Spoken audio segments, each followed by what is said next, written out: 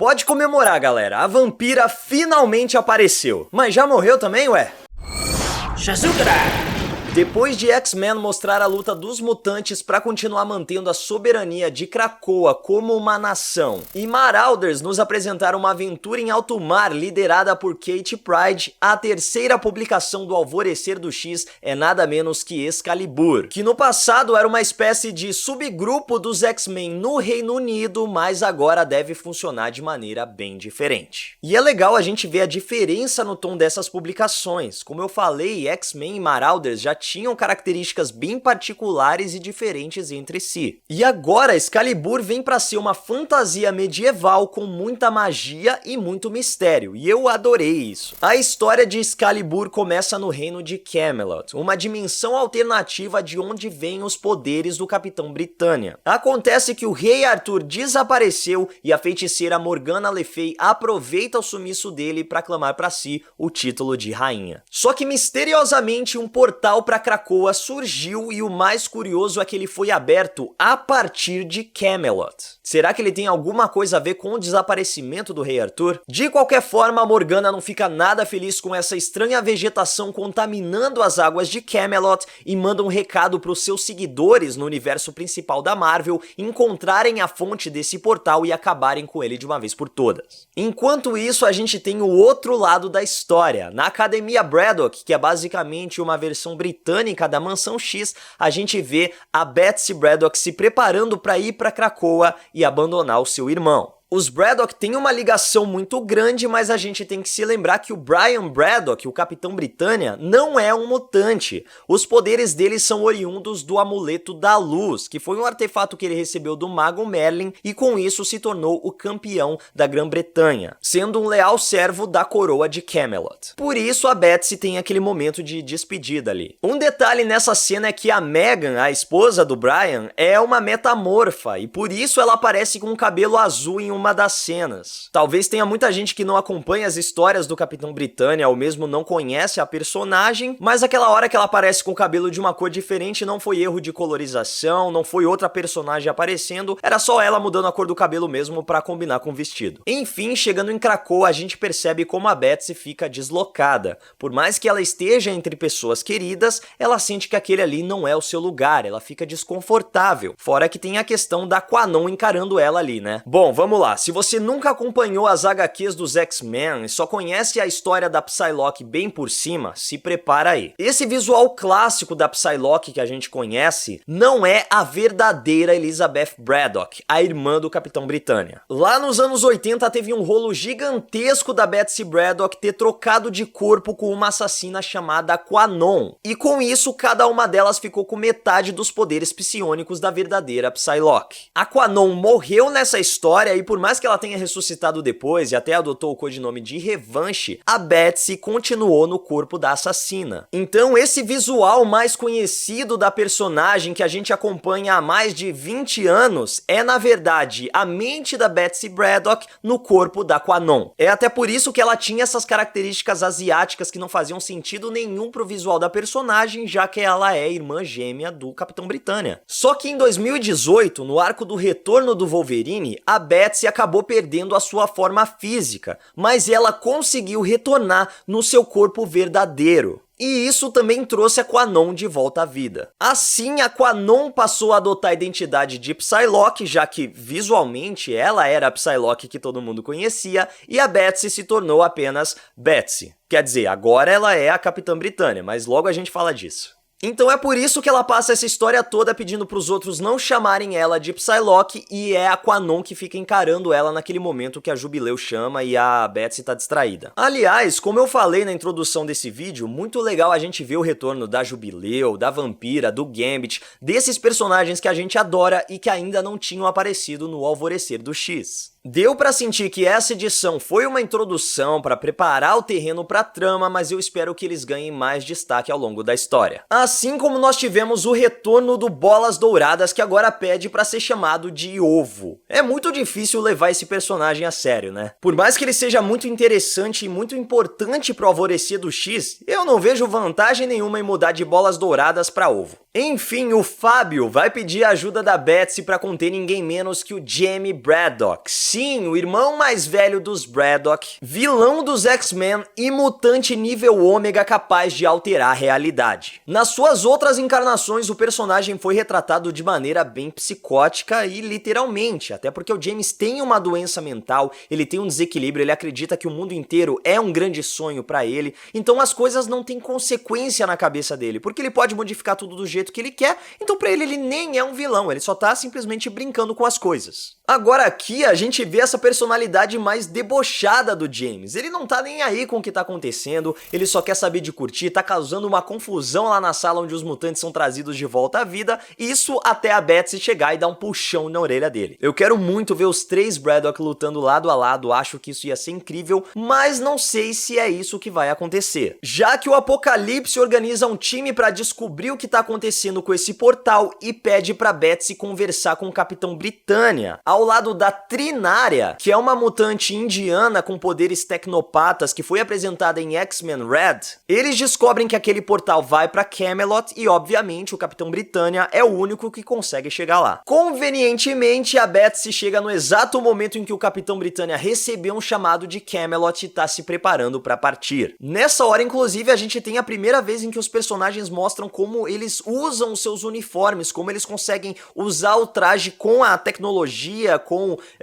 sei lá o que, com esse novo status de Krakoa. E todos os outros mutantes conseguem fazer isso também. Não tinha sido apresentado isso até agora, a gente não tinha visto que eles conseguem meio que invocar os seus trajes usando essa comunicação com Krakoa, então talvez seja o mesmo esquema dos portais, né? Que eles conseguem fazer os portais aparecerem, conseguem fazer os portais crescerem a partir de mudas de Krakoa, talvez tenha alguma coisa envolvida nesse mesmo mecanismo, né? Eu não sei exatamente se é uma tecnologia, até porque Krakoa lida muito com essa questão de natureza, então provavelmente é essa aura de Krakoa, essa magia, essa mutação de Krakoa que consegue fazer com que os trajes dos personagens também surjam assim. Os Braddock vão parar em Camelot e descobrem que esse chamado pro Capitão Britânia, na verdade, foi uma armação da Morgana que transforma ele em um dos seus cavaleiros negros. E ainda o controla para que o Brian mate a Betsy. Mas é claro que o pessoal de Krakoa não ficou só esperando as coisas acontecerem. O Apocalipse pede pra Vampira utilizar os seus poderes e ele consegue se comunicar com a Betsy enquanto ela tá lá em Camelot. E o Gambit fica só de olho ali. O Apocalipse pede pra Betsy tentar quebrar essa barreira que existe no portal por dentro. Aliás, Apocalipse não, ele tem um novo nome ali no alfabeto de Krakoa que ninguém nem consegue pronunciar. Inclusive, tem alguns símbolos ali, na verdade todos os símbolos nem aparecem naquela chave pra decifrar o alfabeto de Krakoa que a gente recebeu nas revistas do Hickman, então ninguém sabe exatamente como o Ensabanur tá sendo chamado agora. De qualquer forma, o Gambit fica ainda mais bolado quando no exato momento em que a barreira é quebrada, a Vampira é colocada em um estado de animação suspensa e aparentemente está inconsciente dentro de um casulo de Krakoa. De volta a Camelot, antes de conseguir concluir os planos da Morgana, o Brian ainda consegue entregar pra Betsy o seu amuleto e ela vaza de lá, chegando em Krakoa como a nova Capitã Britânia. E é assim que o título é passado pra uma nova personagem. Se a Betsy tava achando ruim chamarem ela de Psylocke, agora ela vai ter que se acostumar com o título de Capitã Britânia. Mas as coisas não terminam por aí. A gente tem uma espécie de cena pós-créditos que mostra que uma das seguidoras do culto da Morgana